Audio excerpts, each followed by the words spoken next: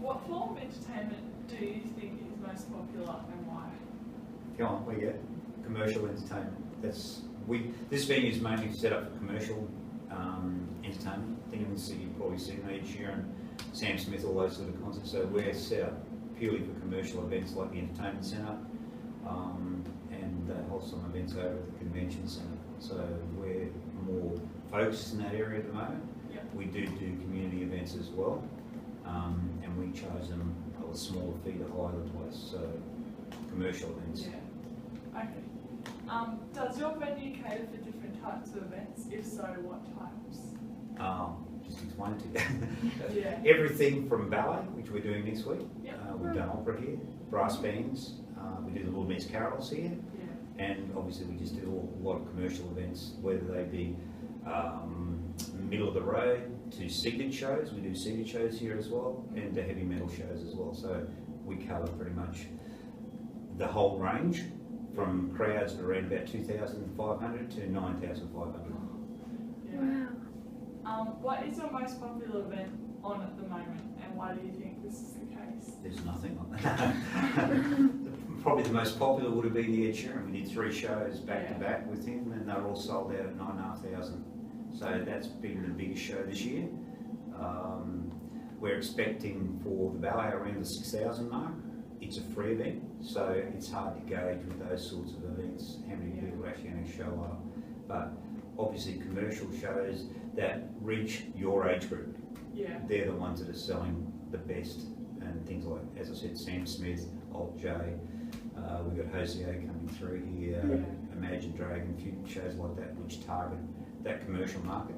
So it's up to the promoters what they bring in. Yeah. Do you hold any events annually? If so, do they increase or decrease any popularity? The only one that you'd call an annual event is Little Miss Carols. It's always a capacity 9,000, 9,500. In some instances, we've had to build an overflow area over the other side. They want to do a live transmission across there. So for people that want to come and watch the show that can't get into this venue, because we can't let any more in here other than 9,500. How do you market your events? We don't. You don't? No. Okay. We're not this venue is a commercial activity for council. We don't bankroll any events, so we're just purely an event venue for hire.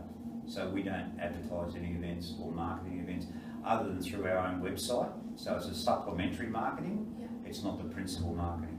Okay. So if a promoter comes to us and said they want to do Ed Sheeran, for instance, we'd put it on our website. Oh. And if the promoter wants to pay, they can put a big banner on the roof, which you can see up there for the Australian Ballet at the moment. So, but it's all at their cost. We don't actually do any proactive marketing on their behalf. Okay. Does this marketing increase your popularity and sales? It's underestimating it. We believe it's around 100,000 cars a day see it, but we always say 30,000. Okay. Do you increase or decrease your prices in certain times of the year, such as school holidays? No. No? No. How many shows do you usually have on, and how often do they change? We're capped at 20 concerts a year. We're allowed to do as many community events as we like, and we're allowed to do 4 festivals a year. We used to do Park Life here, but that's sort of gone by the way. We're allowed to do 4 festivals a year which go out into the gardens, so we use the gardens as well. But in the last 3 years we haven't done any festivals, they're all dying off. Okay. Do you hold events that cater for everyone's price ranges? Again, that's up to a promoter.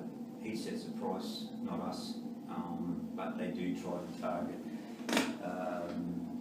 try to reduce the price where possible to fill the venue. So if you have a full venue, it's better to have a lower price that kids can afford, or mums and dads can afford. So it's a promoter call, not our call as a venue. Yeah. Do you think there is enough entertainment events in Brisbane? Oh, not from our perspective. You know, we'd rather we work it every weekend, we make more money, but that's what we're here for. We're here to sort of prop up, make money for Brisbane, which in turn the ratepayers get the benefit from that because it can reduce their rates long term. Yeah. So, yeah, it'd be good to see more, but you can only do what you can do in a commercial venue. Do you market your events to a worldwide audience? If so, how? As I say, we don't market directly, but our venue is known internationally. Through America, they look at it, our venue, artists look at our venue before they even come to Australia to say that they'd like to work here, like Ed Sheeran. He's been here 4 times now, so he actually, that was his choice to come back here. So it's a worldwide, we're in the worldwide market as far as venues go.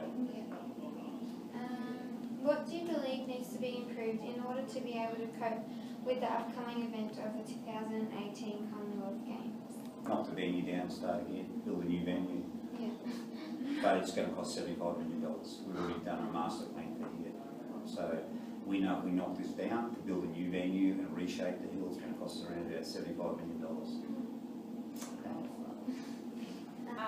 Are there suitable accommodation and food services nearby that support your event? Yeah, we've got the university, which during Monday to Friday, they're open until 6 o'clock and they have a wide range of catering there. We do have catering here as well. Infrastructure as far as accommodation, you can go pretty much anywhere along Alice Street and walk here. South Bank, you can walk over to Goodwill Bridge, so if you're staying at those hotels. So yeah, there is sufficient. Car parking has just been increased by the QUT when they built their new buildings, so that accommodates a lot of our parking issues for people coming to events. Transport, we recommend that people use public transport to come to events here because they can go across the bridge and catch the trains. We have buses in Alice Street, so those sort of infrastructure things are quite handy. How could Brisbane improve their entertainment experience? Probably hold more multicultural community events where all people can be exposed to different cultures throughout the city that live in here.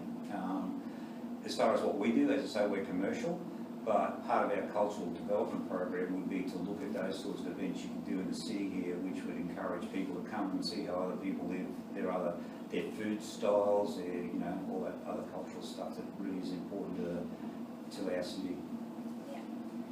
Do you think that Brisbane is planning on expanding the entertainment industry?